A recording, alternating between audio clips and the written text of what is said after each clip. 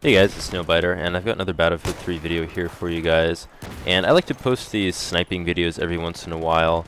And recently I was inspired to do some more aggressive type sniping. I watched a couple videos on YouTube of this guy doing some pretty impressive sniping in Battlefield 3, and was kind of inspired to try it out and see how well I could do. I don't actually snipe very often in this game.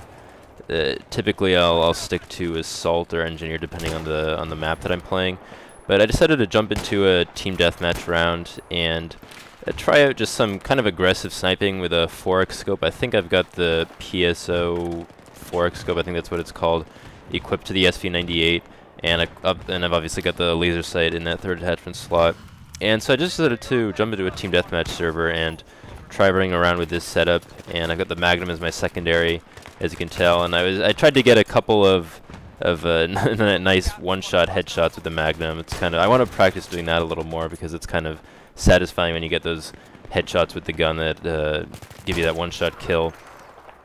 But I just kind of ran around in this round. It's a team deathmatch on Noshahr Canals, which I'm sure you guys have seen gameplay of before. It's a pretty popular map and mode to play. But I ended up doing pretty well in this round. I think I go something like 60 and 11 with this setup, so I was pleasantly surprised by how effective the setup was, and it was definitely a lot of fun to use. And I think, you know, one thing I find with sniping is that typically it takes me a couple of rounds to get the feel for the weapon that I'm using, and, you know, to get the sort of comfortable with the way the gun feels and how much I have to move my mouse in order to get the precision aiming down.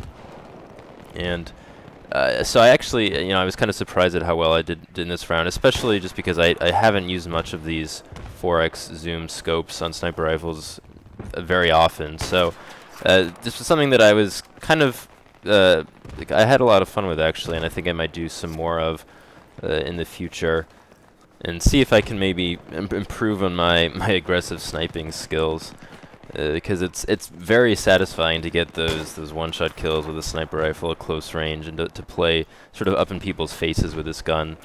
And I'm using the SV98, as I said before. I think that's probably my favorite gun to use in this type of play style, because it feels the lightest, I think, out of all the bolt-action sniper rifles, and so I have the easiest time using it. And it's also, I think, got the best hip fire accuracy out of all the bolt-action sniper rifles. So it's also best for playing kind of aggressively. And, you know, I think I do get a fair amount of hip fire one-shot kills in this round.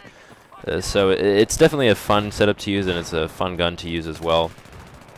And I think I might try to play a little more consistently with this setup and just practice a little bit with it here and there.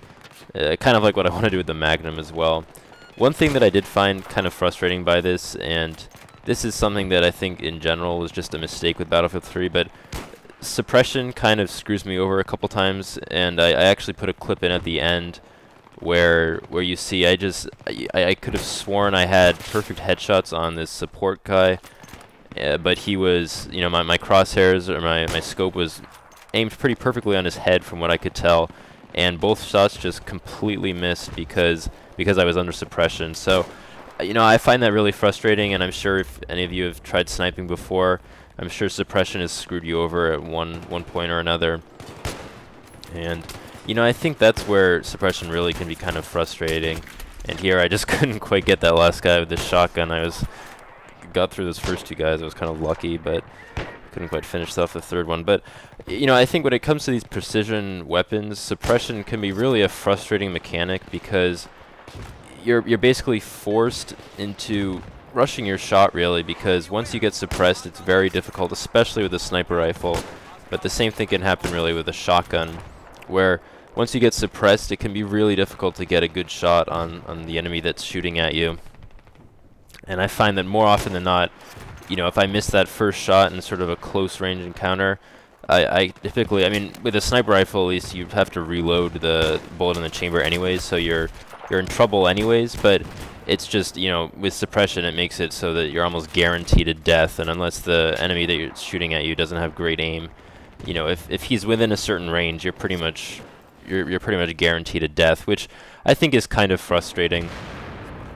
And it's just annoying that you can't react to somebody that's shooting at you with a sniper rifle. So I think that sort of makes it a little more difficult to play really aggressively, and it makes it really important that you either use a motion sensor to your advantage so that you know when enemies are coming at you, or that you just kind of hang back a little bit, because as soon as somebody starts shooting at you, it's going to throw off your aim, and it gets really it gets frustrating, I guess, when you're using a sniper rifle. But I did have fun playing with this setup, so I'll probably be posting some more gameplay at one from another. And there I zoomed in the scope, because if you watch that again, I could have sworn here that's right on his head, and it doesn't hit him because I'm suppressed, which I think that just shouldn't happen, really. So anyway, this video is just about done. I hope you guys enjoyed this gameplay, and let me know if you'd like to see more. Thanks for watching, and I'll see you guys later.